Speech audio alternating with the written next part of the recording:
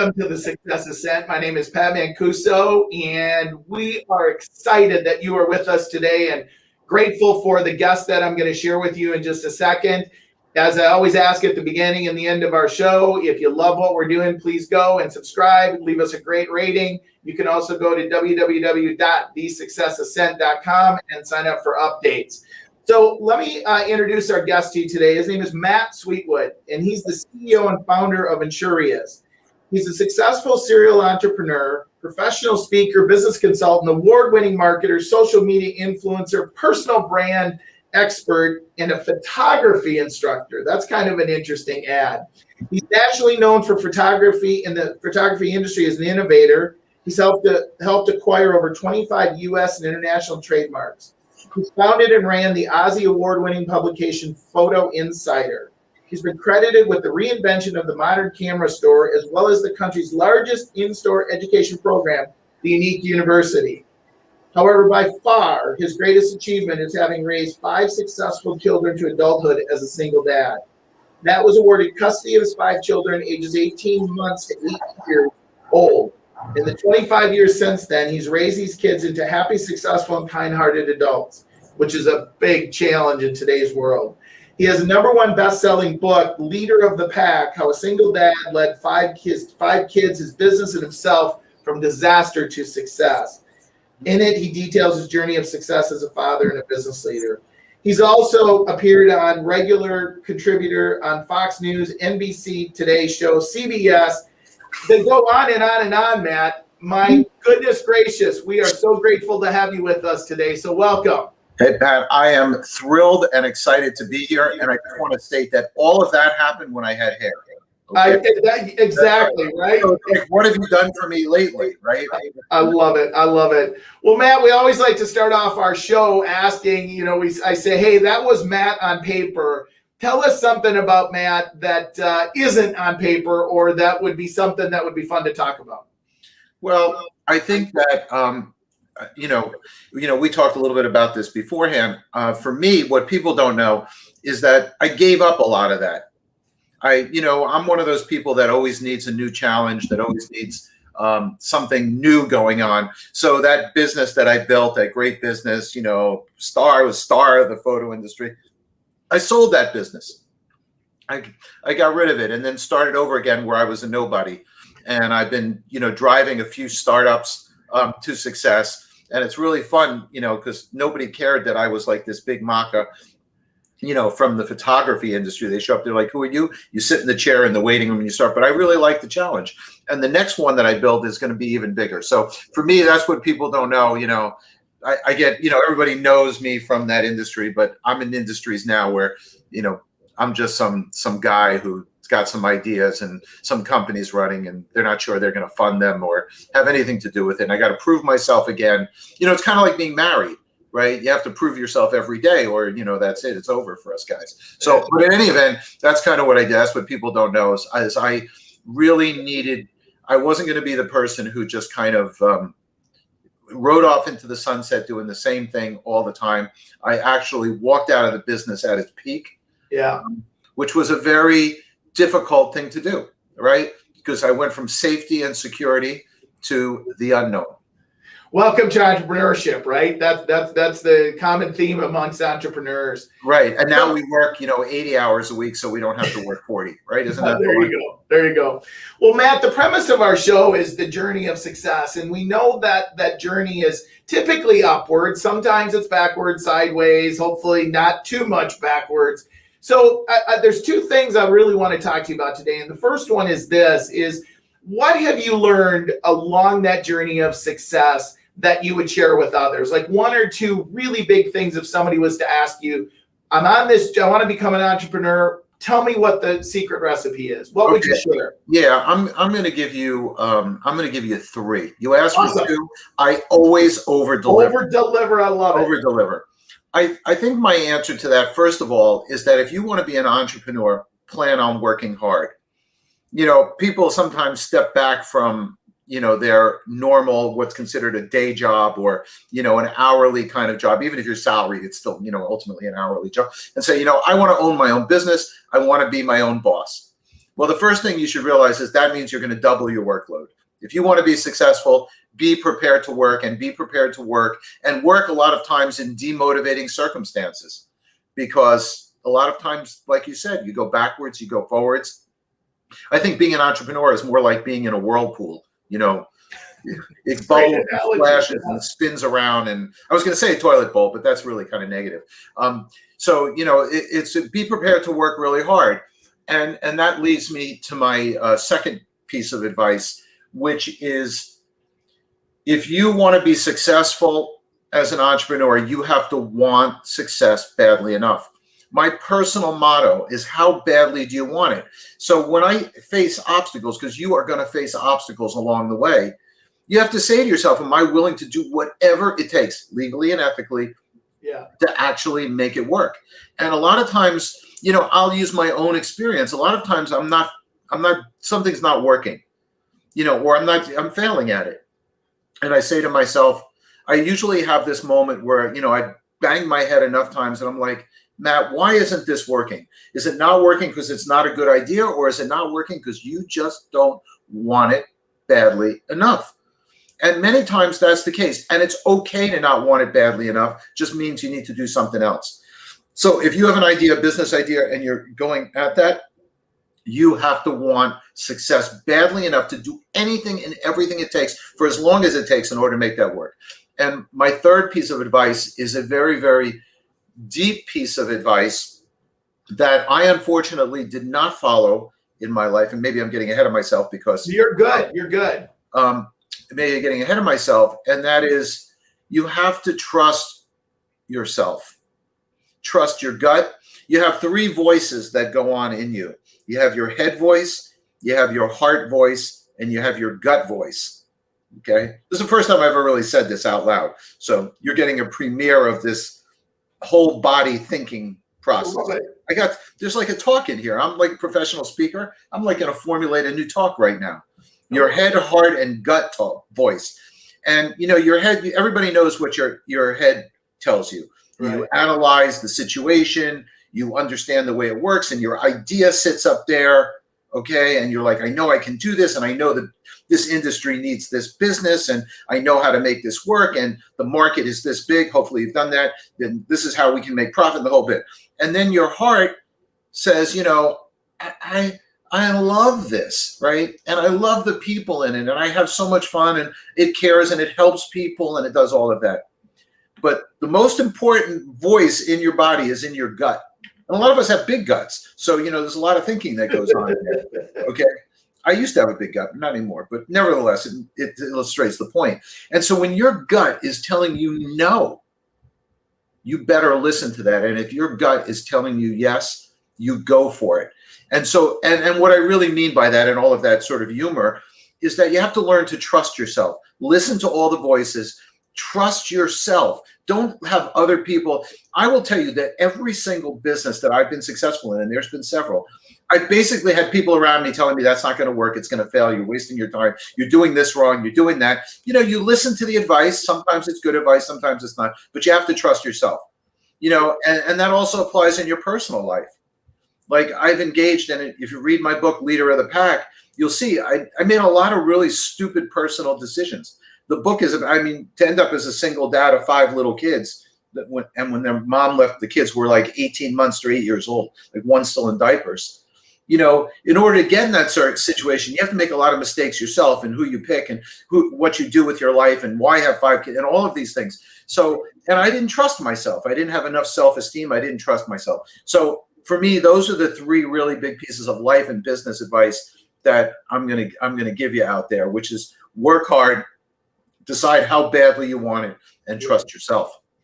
Well, I love that. And you said something which is common in almost every interview that I've done since we started the podcast, in that as an entrepreneur, somewhere along the way, somebody has told them that something they were doing wasn't going to work. And in spite of that, they didn't listen to that advice. And I think that's common because we have a lot of people around us that are that negative or want to keep us and protect us. So, I will add to that, is not to dismiss all negative advice. Right. I'm talking more of a motivational thing. So this is a very spiritual concept. And it actually took me a long time to, but when I read this, I read the brilliance of it. And I'll use the example is you're walking down the street and there's a crazy person on the street. Just one? Just one? Just one. I'm not talking about New York City, because New York City, that wouldn't be just one. Okay? Yeah. So I'm talking about, let's say, Disney World. Okay? Okay. No. So you're walking down the street, there's a crazy person on the street, mentally, I'm sorry if I use the word crazy, a mentally challenged person who's, going through a rough time. And he turns to you and he starts yelling at you. And he calls you, I'll pick up a name that's PG rated. He calls you fat. Okay. Okay. Now you have a couple reactions to that. One, you could, get mad and beat him up. Okay. That's a bad reaction because obviously he's a hurting person and, beating him hurting people hurt people. Right. That's right. Hurting people hurt people. Right. So you can have that reaction, but you're not going to do that. You know that he's not well. He's hurting himself. The second thing is you could get hurt yourself by him calling you that. Right. Right. You can be like, that really hurt. I got insulted, and it could kind of ruin your day. Or you can have sympathy for him. This is choice 3, and this is the choice. And this is what I'm going to relate this to business in a sec. And this is choice 3 is you can say, he called me fat. I'm going to use this as an opportunity to look at my own physical shape. Right. And decide whether I like it or not. And so you can use that as a reminder that you need to look at your own physical conditioning, because physical conditioning, as we know, is one of my most famous sayings, is the foundation for emotional and mental strength. We can have a whole podcast on that one. Yeah. But you can say, okay, I'm going to use that. So when someone gives you a negative shot, right, they're just negative all the time. What I tend to do is I tend not to absorb their negativity. Right? Okay. You don't want to do that and get discouraged or demoralized. What you want to do is very calmly decide whether that's an area where you should analyze deeper. Right? Maybe there is 5% truth to that. Exactly. Like maybe, and I'm using this example, maybe I'm not fat, but you know what? I probably could lose 3 or 4 pounds, and I probably should exercise another day of the week. And I use that because everybody can understand that. It's a very personal kind of thing. The same thing is true in your business. When they tell you, you designed that widget and it has sharp edges and no one's ever going to buy anything with sharp edges. Right. You say to yourself, no, I know there's people, but you know what?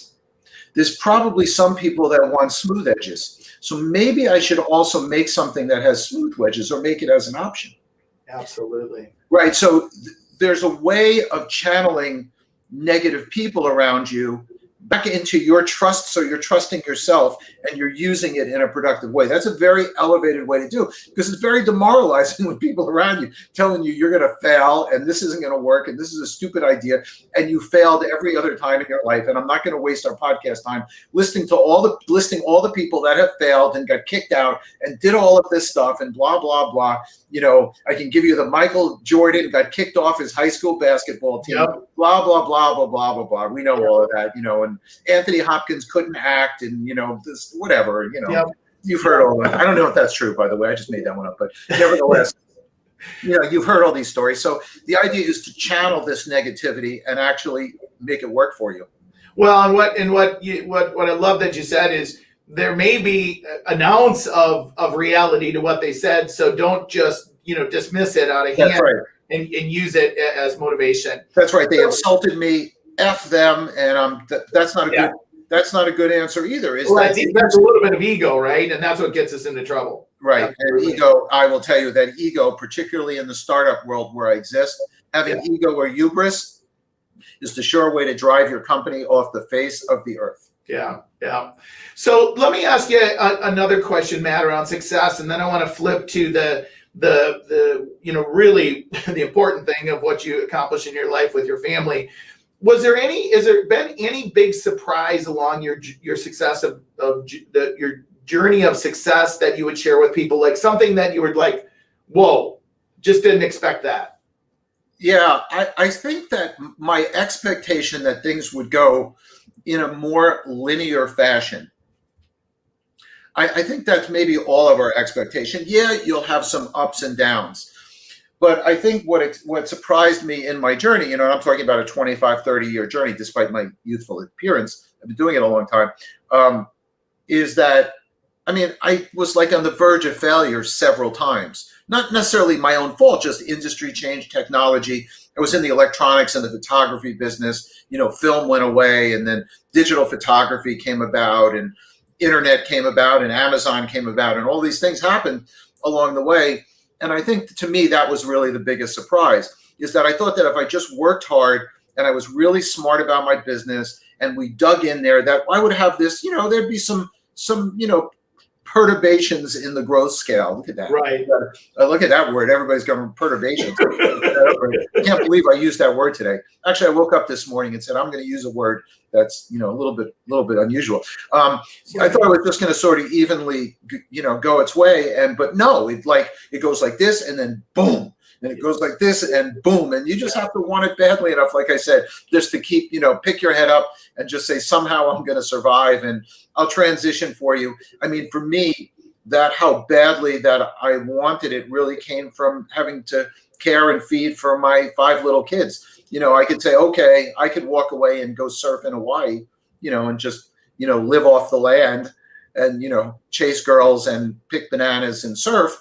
Sure. But I had 5 little kids that were counting on me, and that required me to make sure the business was a success, because unfortunately my kids are really smart, which meant that they're going to all, top colleges, which they did, and so on. So somebody had to pay for that. Yeah. And if I was going to pay for that, I had to work hard to make the business work.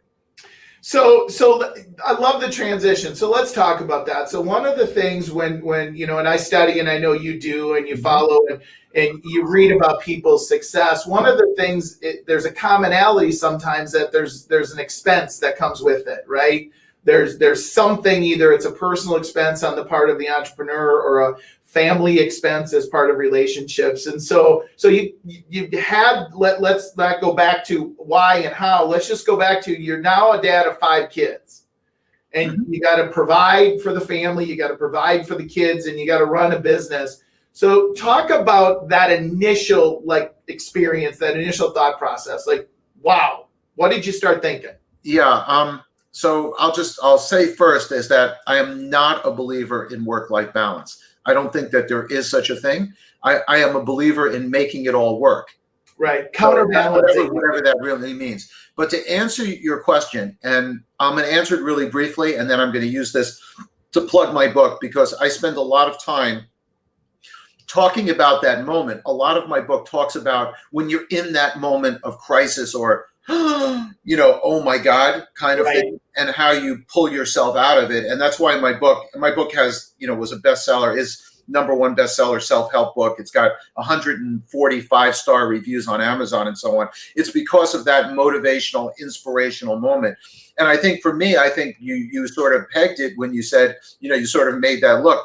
I sat there and basically was lost. I was out in very bad physical condition myself.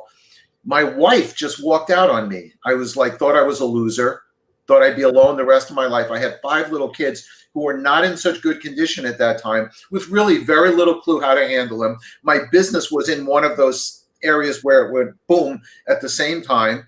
And I'm like, oh my God, how am I going to survive? How am I going to come out of this? How am I going to do anything? I should just run away. Yeah. There's no playbook. You can't pull a book. There's no playbook for this. And you have to dig down deep within yourself. And I talk about, and I really bring this to the forefront in my book, Leader of the Pack, where I really, I wrote a lot. And the reason I wrote the book is the book was really meant to help people and really motivate them to pull themselves out of that. So the answer is, I was in an moment, for actually a pretty extended period of time, until I did some things which, eventually allowed me to come out and be successful. So let me ask you one question. It kind of clicked. Would there be one thing that you could point to or share that you look back on what happened prior to that moment that led to that moment? Yeah, I think that it's exactly what I talked about before, is not trusting myself and not trusting my instincts, and knowing something is wrong or feeling it's wrong and just continuing to do it because your brain tells you, this is what you must do, so do this. But no, my gut was telling me this is all wrong and this shouldn't happen. And I just, and I did it more than once in my life. And that's why when you asked that question, I really, let off with it. Yeah. Well, and I've always believed in coaching and been mentored that nothing happens suddenly, it happens gradually. And so, gradually this didn't happen, or it didn't suddenly happen, and gradually, and that's what you just kind of talked about. That's right. And I agree. I mean, I've coached many people, as I said before, 100% successful, coached and consulted people. And and one of the techniques that I always use, one of the conversational things that I always use when I coach somebody is I get them to look back like that. Because when you look back like that, then the person gains an understanding for how they ended up where they are. Yeah. And sort of these subconscious habits or these sort of ways that we become comfortable with that lead us down these paths. So let me ask you a question on the book. Okay. So I love the book and I love how you talked about it. If there was one thing from the book that you would share with people as the enticement to go buy the book, like what's the one biggest feedback you've gotten from people that said, wow, that was worth the price of the book? What would it be? Yeah, I'm going to give you two. I love that you over-deliver. I over-deliver. Number one, it really shows how you change your mentality when you're in a crisis or you're in a difficult situation or you want to change your life.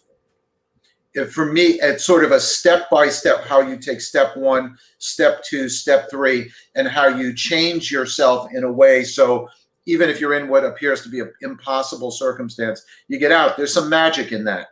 Yeah, absolutely. And I think the other thing in the book is that there's it's a business and a personal book, but in the personal book, a lot of people are in difficult relationships. And the book provided a lot of relief and understanding for people that are in difficult relationships and why sometimes we stay in them longer than we should.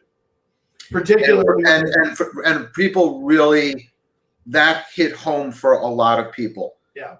One of some of the, you've made the best case for why people stay in a difficult or abusive relationships. Right. And the other aspect is sort of talking about a man's perspective on children and raising and running a business and being a leader at home and at work. Yeah. And you hit on something that I've heard many times before, in that when you're in that stage of relationship and there's kids, the biggest, thing is staying with the kids, and yet staying because of the kids, and yet that's more harmful sometimes. That's right. I've written articles about this, and it's in between the lines in the book, of course. Absolutely. Well, I love that. And absolutely. And I'm going to post here where people can go find out about the book in addition to Amazon. So Matt, I'm going to shift gears because we've only got a few minutes left. I always ask my guests the best advice they've ever been given and the worst advice. And you already talked about the worst advice. So let's talk about what's the best advice you've ever been given from coach, friend, mentor that hopefully you followed in what it meant. I'm going to give you two. You see, I always consistency. I love it. I love it. Consistency and over delivering. I read a book called Relentless by Tim Grover. And one of the things that came out of that book is he puts people into sort of categories. And the advice that I got from that book is that I learned that I'm something called a closer. And you want to be what you are, and don't try to be somebody you're not. So if you really like to go with the flow, go with the flow. If you really like to go against the flow, go against the flow. If you like to be the leader and always need to, that's what you do. And whenever you're not yourself, right, you tend to go off track. I'll give you a real life example of that. I had a consultant come into my company when I was in the electronics business, and I was considering acquiring another company. And I said to him, I'm really on the edge of doing this. He happened to be visiting me that day. I said, what do you think about that? So he sat there. He was an older gentleman, glasses down on the end of the nose, and he's looking at the analysis that I did and the analysis of the company. And he's like, Matt, turn your monitor around. Let's call up their website. So I call up the website. He looks at it and he goes, you know, Matt, that looks like they're a very high volume, low margin kind of business. And he goes, look in your office. He goes, how much is your desk? Okay, I had a pretty fancy desk. Yeah. Tiled floor. He goes, look at your website. Look at your advertising. He goes, Matt, you're a quality guy. He goes, you sell a service and quality and really luxury kind of approach to business. He goes, this is a penny business. This is not in your personality. It's not going to work for you. You're going to be miserable running this business and you ultimately won't be successful. So you have to go with what you are. Yeah. You know, in my case, and I sort of translate that into something that's a little bit obnoxious, which is I always say I'm a very, very good team player as long as I'm the leader of the team. And, you know, so, and that's really my comfort role. And some people are not. So it's really understand what your personality and what your strengths are and really stick to them. And I got that from that book, and I've gotten that from a few places in life. And my second piece of advice is more spiritual, and that's trusting God. God got you to where you are. You're sitting there. You're alive however many years you are. You've had food on the table, God willing, most of the time. You know, you've made it this far, and trust no matter how difficult things are, you're gonna go further. Than you're gonna keep going and go further. Well, I love that, Matt, and you know, so I'm gonna prepare you to kind of give us a final thought as we sign off here. Ladies and gentlemen, as I always do, first, thank you so much for spending your time with us, whether you're listening live or listening on the podcast. Again, I'll scroll our website where you can go sign up. I've got Matt's website here. It's got some great information there, great content. So, Matt, before we go, one final thought you would share with us, and you've been amazing today, so we really do appreciate it. What final thought would you share? Don't hesitate. Just go do it, right? And a lot of people overthink, should I do this? Should I do that? Time is passing. Think about a time in your life when you were thinking. My advice to you is go out there and make it happen now and want it badly enough.